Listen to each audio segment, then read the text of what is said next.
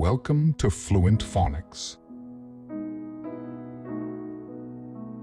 Today we will focus on mastering the pronunciation of the word try. Try.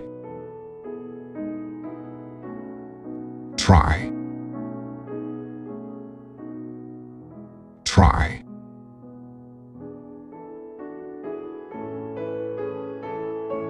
Here's an example of how one might use it in a sentence.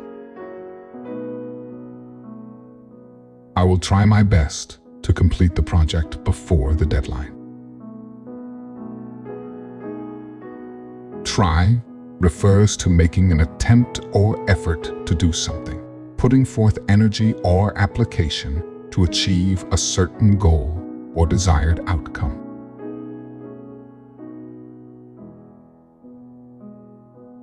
Thank you for your time. If you enjoyed this, please like and subscribe for further content.